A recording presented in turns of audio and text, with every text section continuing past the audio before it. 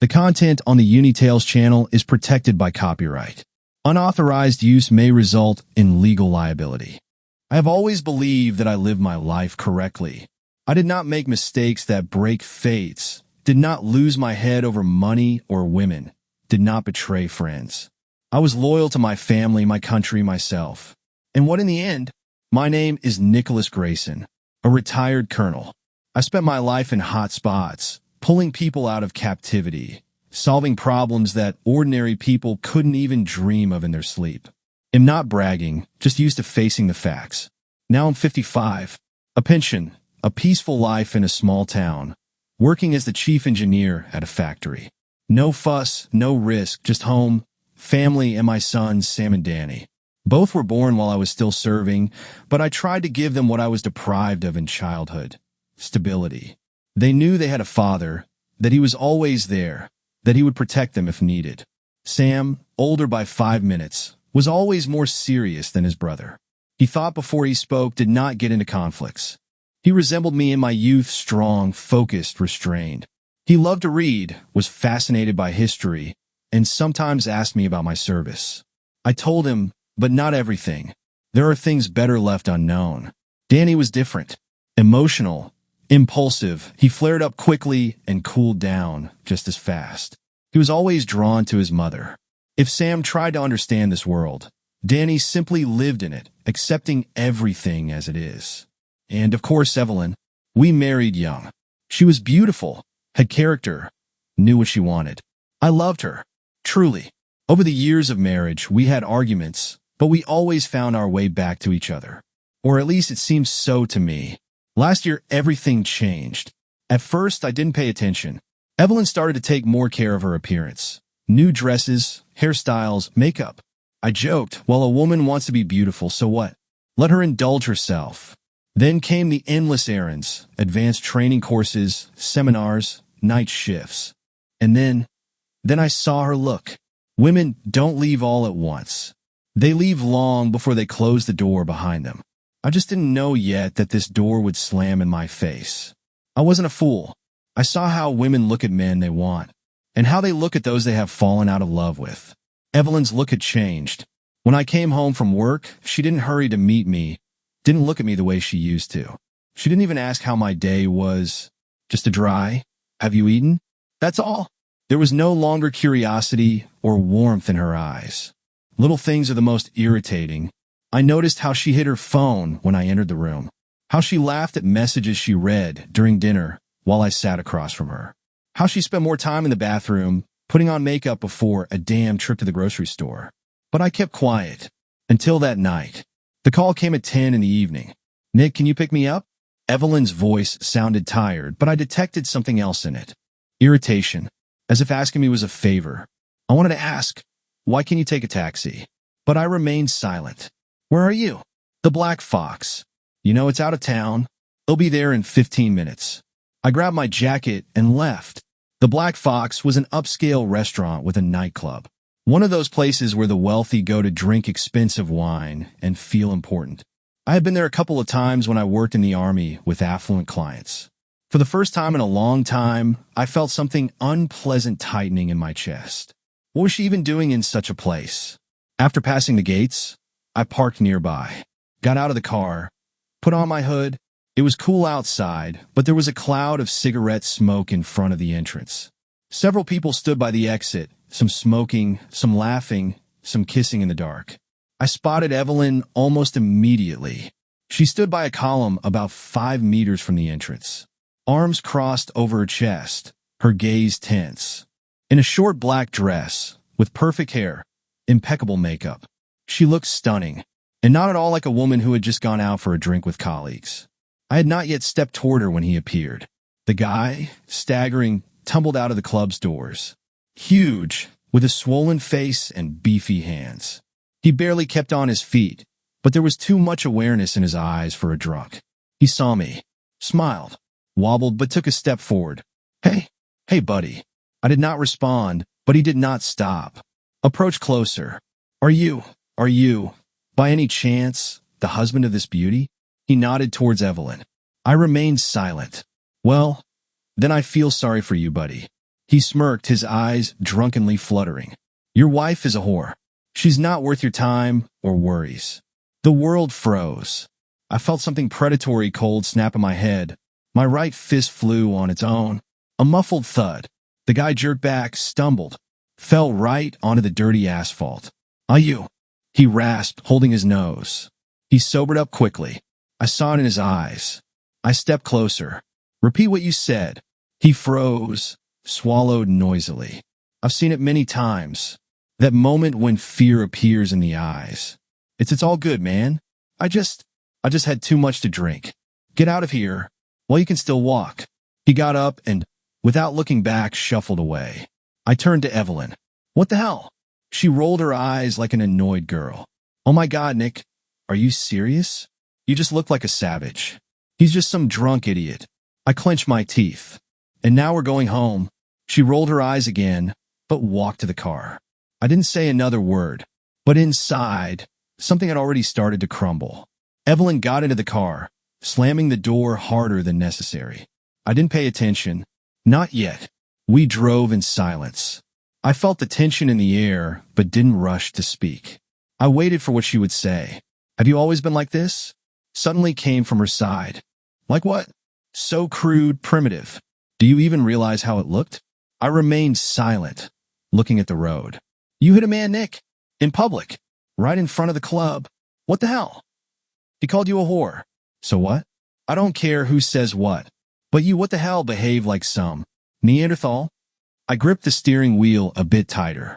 Didn't it seem strange to you that this idiot approached me, knew who you are, and spoke about you as if he didn't just make it up?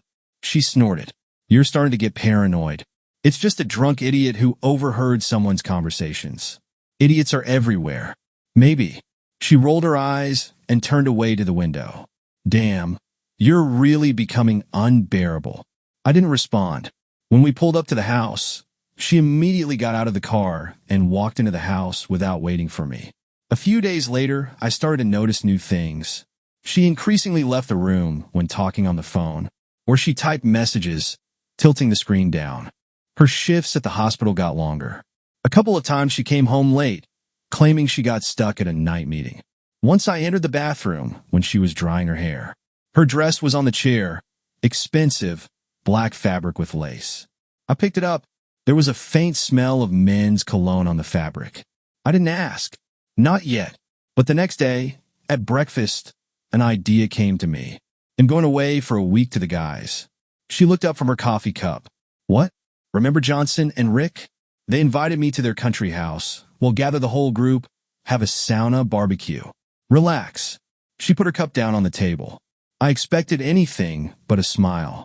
Finally, I slowly raised my eyebrows. What? I thought you'd never leave the house. God, Nick, you really need some fresh air. Lately you've been so, nervous. I smiled. Yes, you're right. Go get some fresh air. And I really did leave, but not to the country house. I stopped by my old friend Mike's place, who lived a couple of blocks from us. I told him the truth. She's been acting strange, Mike. I need to find out what's happening. Are you sure you want to know? I looked at him. Yes. That same evening, I started tracking her location. I didn't have to wait long. That very evening, her location changed. First the hospital, then a brief stop at our house, probably to change. And then Vista Heights, an elite private complex. This club wasn't for ordinary people.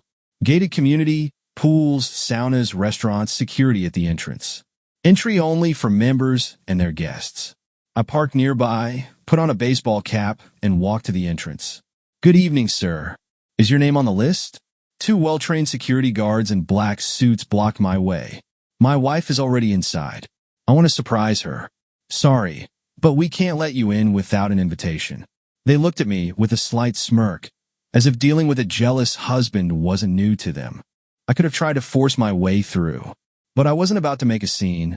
I walked back to the car and took out a small bag. Inside was a Mavic 3 drone with a 4K camera and a X7 zoom. A gift I had bought myself a couple of years ago, but rarely used. Now it came in handy like never before. I stepped back a bit further, launched the drone, and raised it into the air. Height 120 meters. I switched the camera to thermal imaging, looking for Evelyn. The complex was huge, but I quickly found the right place. A rooftop pool terrace. And there she was. I zoomed in. Evelyn was standing at the edge, thoughtfully staring into the water. She wore a revealing black swimsuit, and I was seeing it for the first time. I clenched my teeth. She looked towards the doors, and he appeared. A completely naked man. He was tall, muscular, with a self-satisfied smirk on his face. He approached her from behind, ran his hands over her waist, whispered something in her ear, and she laughed. I felt a flare of anger in my chest. I could have turned off the feed, pretend I didn't see, but I wasn't about to look away. They slipped into the water. My fingers tightened on the joystick. As they started to have sex right in the pool, I couldn't hold back any longer. I directed the drone straight at them. The buzzing filled the air. The lover jolted, turned sharply, seeing the drone just a couple of meters away. "What the hell?" he yelled, diving into the water and flailing his arms as if fending off a giant fly. Evelyn screamed, clutching her chest. I moved the drone even closer. The lover waved his arms, swimming back, but I kept him in the center of the frame. He jumped out of the water, grabbed a towel, covering himself, and ran towards the exit. Evelyn, pale, looked around in search of whoever had launched the drone. I had seen enough. I quickly turned the drone around and flew it back. 20 minutes later, I was back at Mike's. I sat on the couch, not saying a word. "Well?" Mike poured me a whiskey. I took the glass, took a sip, and set it down on the table. "She's doing it with some asshole in the pool." Mike nodded, not surprised. "Do you know what you're going to do next?" I looked up at him. "Not yet, but she will find out that it wasn't worth deceiving me." I was sitting in Mike's room, absent-mindedly looking at my phone, but my thoughts weren't staying on the screen. Ever since I saw my wife in the pool with that bastard, there was only one question in my head. Who is he? Mike promised to track him down using the photos I took with the drone, but I knew it would take time, and time was not on my side. I had to see everything with my own eyes. No cameras, no screens. Just me, her, and him. I got up from the couch, threw on my jacket, and tossed the phone onto the table. "Where are you going?" Mike looked at me squinting, clearly understanding what I was planning. "Home." "Are you sure?" I nodded. "If I stay here, it'll go crazy. I need to know." Mike sighed heavily, but didn't argue. "All right, but if you need help, I'll manage." I stepped outside and got into the car. There was no clear plan in my head, but I knew one thing. I had to be there. I sat in the car across from the house and looked at the familiar facade. This place had been my home for 20 years. Every brick, every window remembered our arguments, our reconciliations, the laughter of our sons. I knew this house better than myself, but now it seemed alien, dead. On the phone screen flashed a photo that Mike had managed to trace a couple of hours ago. Ryan Cole, 42 years old, former footballer, owner of a chain of restaurants. Divorced, a self-satisfied smirk, confidence bordering on arrogance. A man who was used to taking what he wanted. I stared at his picture and thought that in a few minutes I would see that smirk not on the screen, but in person. I turned off the engine, put the phone in my pocket, and got out of the car. I wasn't supposed to be home. I was supposed to be at a cottage with friends, grilling barbecue and telling old army tales. But I was here, and I knew what I would find. I approached the door, inserted the key into the lock, and slowly turned it. The door opened easily. I stepped inside. Immediately, a smell hit me. Heavy, sharp scent of expensive perfume. I knew it. It wasn't mine. Not my scent in my own house. Somewhere upstairs, muffled laughter sounded. Male. I froze. My heart thudded loudly in my chest. A second. Two. I slowly took off my jacket and placed it on a chair by the entrance. The laughter repeated. This time female. Her voice. Cheerful, relaxed, purring. It hadn't sounded like that around me for a long time. I felt nothing but a cold, bright anger. I slowly walked down the corridor and climbed the stairs. On the second-floor landing, the bedroom door was slightly ajar. Inside, jazz played softly, a soothing, relaxing melody, but to me it sounded like a siren. I took another step. "Oh, Ryan, stop, that tickles." Her voice sounded soft, girlish. "You drive me crazy, Ev." I pushed the door open. They were on the bed. She was lying on her back in a thin silk robe that was almost completely unbuttoned, revealing her body. His hand was sliding over her thigh. He was on top, in his underwear, his mouth at her neck, his hands on my wife. They didn't notice me right away. What the? He was the first to turn his head. She froze and looked at me. Her face twisted for a fraction of a second, but then she put on that mask of icy calm again. Nick, you're back already? I stood in the doorway, silently watching them, and the throbbing of blood in my ears drowned out everything. Ryan slowly sat on the edge of the bed, lazily reached for his shirt, unhurriedly, without fear, as if I were a janitor who had come in at the wrong time. Well then, we meet in person, huh? His voice was soft, almost leisurely. I looked at him.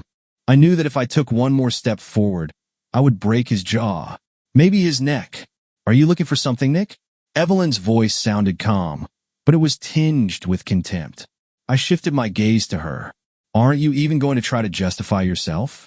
She smirked. Why should I? You've already understood everything anyway. And what would it change? Ryan buttoned his shirt, gave me a quick glance, and smirked again. Listen, man, relax. It's just life. People change. It's normal. I stepped forward, but Evelyn got out of bed and stood between us. Oh, take it easy. Want to make a scene? Gonna swing your fists? Is that all you can do, Nick? A strong man from the past who only knows how to solve everything with punches? I looked at her, at the woman I had lived with for 20 years, at the one I loved more than life. Have you really been pretending all this time? She coldly smiled. I'm just tired of you. You're old, Nick. Old and boring. You still live with your army memories, your principles. But I live here and now. She turned to Ryan and lightly ran her hand over his chest. This is what I need. Life, not your outdated ideals. Ryan looked down on me as if I were a beggar at the doorstep. Sam and Danny will get used to me quickly. I think it'll be better for them to have a real man in the house, not an old soldier. I tensed. You won't come near my children. He smirked. They'll decide that. And if you want to fight, bring it on. I'm not against it. But you know what? You've already lost. You're the odd one out here. You are just a remnant of the past that needs to be thrown out. Evelyn smirked and took another step closer to me. So leave, Nick. Leave gracefully. Like a real man. Show at least that much of an example. I stood there, silently watching her. My heart wasn't breaking. It was already dead. Is this what you wanted? I asked quietly. She nodded. Yes. I turned around and walked out of the room. Descending the stairs, I heard their laughter behind me. The same laughter I had heard at the pool. But this wasn't the end. It was only the first step. The sound of the door downstairs made everyone freeze. Mom? Sam's voice called out. I turned my head. The sons were back. Danny and Sam entered the hallway, dropped their backpacks at the coat rack, and hearing the noise upstairs, climbed the stairs. I stood at the bedroom door. Opposite me, Evelyn in her open robe and Ryan, lazily buckling his belt. Danny was the first to peek inside and froze. What the hell? Sam appeared behind him, and I watched his face slowly turn to stone. Mom? His voice was quiet, steady, but I heard the strain in it. Evelyn didn't even flinch. She crossed her arms over her chest and looked at her sons as if they owed her something.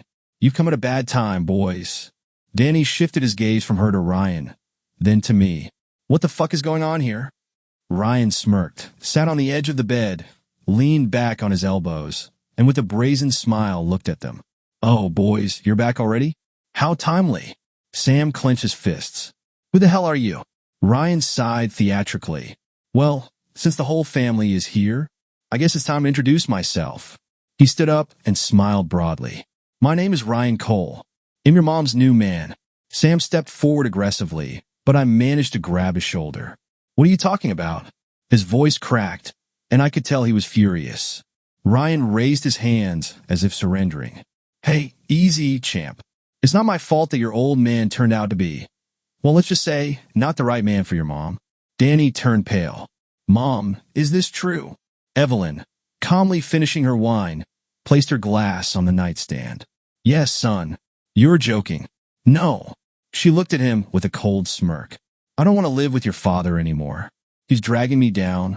He's old, boring, and broken. I felt the blood freeze in my veins. She wasn't just saying this to me. She was saying this to our sons. Sam looked at me. Dad. I saw rage, confusion, and pain in his eyes. Danny slowly shook his head. You traded our family for this freak? Ryan laughed. Hey, kid, watch the name calling. I haven't started raising you yet, but there's time for that. Sam lunged forward, but I held him back again. Ryan shook his head and sighed heavily. Guys, let's face the truth. Your dad lost. He's weak. He's old. He doesn't know how to treat women. He turned to me, his smile gone, leaving only mockery. You understand, Nick, that they'll stay with us? I clenched my fists so hard that my nails dug into my palms. Are you kidding me? Sam was beside himself. You really think we're going to live with you? Evelyn shrugged. You have a choice. What fucking choice? Danny looked as if he wanted to vomit everything Head heard. You're just throwing us away? She looked at him almost pityingly. I'm not throwing you away. It's just that your father is a loser, and I don't want to be with a man like that. Sam growled. Bastard. I couldn't listen anymore. Let's go. Sam immediately moved towards me. Danny paused. Danny, let's go. But he was staring at his mother, at the woman who had betrayed him. Ryan smirked and started talking to him like a little child. Listen, buddy, you're young, you'll understand. Your dad is the past. We are the future. You just... Danny's eyes filled with tears. He looked at me, then back at his mother. I don't know. Those words hit me harder than a fist. I didn't try to persuade him any further. Let's go. We turned around and walked downstairs. Evelyn looked at me with contempt. Ryan was smirking. My son stood there, confused, broken. And was I just supposed to leave? I slowly turned around. Ryan was still standing by the bedroom door, lazily adjusting the cuffs of his shirt. What, Nick, we're leaving already? He smirked. Well, good example you're setting for the boys. How losers should gracefully exit. Sam and Danny looked at me. I saw that inside they were tearing apart. They didn't know what to do. They were waiting. I took a deep breath and stepped towards Ryan. I looked him straight in the eyes. You talk too much. Ryan opened his mouth to say something else, but at that moment my fist crashed into his cheek. A muffled crunch. He howled and stumbled backward, clutching his face. Ah, you bitch! I stepped towards him, quickly grabbed him by the shirt collar, and pulled him close. Listen carefully, you freak, I hissed in his face. You can fuck as many cheap whores as you want, but you dare not touch my sons. You broke my jaw. He whimpered, backing away. Evelyn gasped and rushed to him. Nick, have you completely lost your mind? I looked at her. You made your choice. Now I've made mine. I turned to the sons. Sam was looking at me with admiration. Danny, with surprise. Let's go. They didn't hesitate. They followed me. I heard Ryan groaning behind me, Evelyn yelling something, but I didn't care. I walked out of that house and closed the door behind me. We walked to the car in silence. As I got behind the wheel, Sam suddenly smirked. Damn, Dad, you still can hit. Danny looked at me and then nodded suddenly. I'm glad I went with you. I started the engine. You still don't know what your dad is capable of. I smiled. We drove in silence. Sam sat in the front seat, occasionally throwing brief glances at me. I saw he was trying to hide his anger, but his fists clenched on his knees gave him away. Danny sat in the back, staring out the window. He didn't say a word, but I felt his tension. He hadn't fully grasped what had happened yet, but the way he left with me said more than any words. I took the car onto the highway, and 20 minutes later, we were at Mike's house. He opened the door, saw me, the boys, and smirked. So, you brought me some more tenants? I just exhaled heavily and tiredly ran my hand over my face. He stepped aside, letting us inside. Welcome, boys. Hope you like a good steak, because that's all I've got. Sam smirked crookedly. I eat anything that doesn't eat me. Mike laughed and clapped him on the shoulder. Well, you're all right, kid. Danny just nodded, and Mike didn't press. We entered, and while the sons looked around, Mike poured me a whiskey. I hope next time you bring a new wife into my house, considering your whole family's settled here now. I looked at him, not smiling. I just didn't want them staying in that madhouse Evelyn has made. Mike nodded. You did the right thing. I took a sip and slowly set the glass down on the table. But this isn't over yet. Mike tilted his head. Have you already planned something? I nodded. And when do we start? I looked at him, and the corners of my mouth twitched in the shadow of a smile. Right now. The morning started with a phone call. I was sitting in Mike's kitchen, drinking black coffee, already plotting revenge, when my phone rang. The number was unfamiliar. I answered. Mr. Grayson? This is Thomas Wilson, your wife's attorney. I quietly sipped my coffee. What do you need? The voice on the other end was even, emotionless. Your spouse is filing for divorce. She intends to claim your house and a share of your business. I froze, then slowly set the cup down on the table.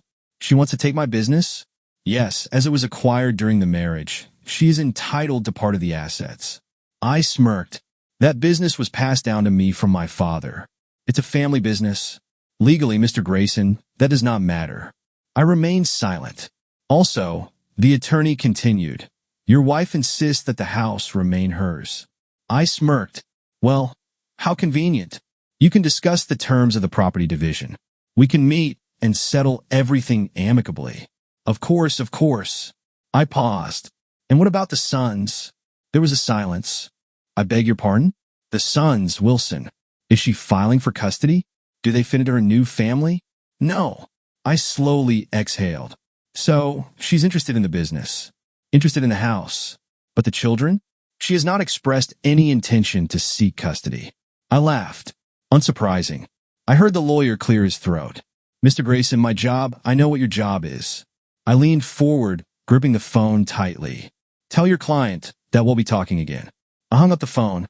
Mike was looking at me, arms crossed over his chest. And? I smirked. She wants to take the business and the house. And the kids? She didn't say anything about them. Mike shook his head. Woman of the century. I finished my coffee, set the cup aside, and looked at my friend. It's time to remind her of something. What exactly? I slowly smirked. That she's married to a Grayson, not an idiot. I wasn't going to lose. Evelyn thought she had everything under control. She was confident she could kick me out of her life, take my house, my business, erase 20 years of marriage like an unwanted chapter from a book. But she forgot one thing. I was not a man you could just write off. I took out my phone and dialed a number. Mike, I need Walter. Urgently. I'm on it. A plan no one expected. Walter Drake had been my lawyer for the last 10 years. An old, seasoned attorney who had been winning cases back when Evelyn was still learning to put on lipstick in front of the mirror. When I sat across from him in his office, he already had the business documents in his hands. What's up, Nick? Evelyn is filing for divorce. She wants half the business and the house. Predictable. I leaned forward, but I planned to strike first. Walter smirked. That's what I like to hear. Lay it out for me. I took the documents from the table, spread them out before him. This business was passed down to me from my father. I was the sole owner until 5 years ago when I transferred part of the assets to a holding company owned by my partner, Jacob Miller. Yes, I remember. But 3 months ago, I bought back my share. Completely. I pulled out another document and placed it in front of Walter. The business is mine again. That means it doesn't fall under marital assets because it was returned to private ownership after our marriage had effectively ended. Walter whistled. She doesn't even know about this? No. And neither does her lawyer. They were counting on 50% of the company, and now they're left with nothing. I nodded. But that's not all. I pulled out another document. The house. Walter raised an eyebrow. You're not planning to leave it to her? I smirked. No. I sold it. He froze. What? To whom? Some. I leaned forward, feeling a surge of satisfaction. 2 days ago, I transferred the house to my eldest son. Officially, he is now the sole owner. Walter laughed and slapped the table. That's beautiful, Nick. What a move. Now Evelyn can demand the house all she wants. It's no longer mine. It belongs to our son. And if she wants to take it, she'll have to sue her own child. Walter shook his head. You just pulled the rug out from under her. No, Walter. I slowly smiled. I just turned her plan to dust. Checkmate. The next day, Evelyn's lawyer called me again. Mr. Grayson, your wife is furious. Tell her the feeling is mutual. You transferred the house to your son. That's perfectly legal. There was silence on the other end of the line. The business is also not subject to division. That's unfortunate. Mr. Grayson. No, Wilson. It's not me who is Mr. Grayson. It's her, the former Mrs. Grayson. I hung up the phone, and I smiled. A lesson in respect revenge should always be cold, calculated, and inevitable. Now that I had dealt with Evelyn, it was time to take care of Ryan Cole. Who are you, Ryan? Thanks to Mike, I already had his full profile. Ryan Cole, 42 years old. Once a promising professional football player, but an injury ended his career. After that, he dabbled in the restaurant business, invested in a couple of establishments, and expanded a network of elite grill bars. Divorced, doesn't pay alimony, his ex-wife sued him 3 times. But the most interesting part was not that. He had never served.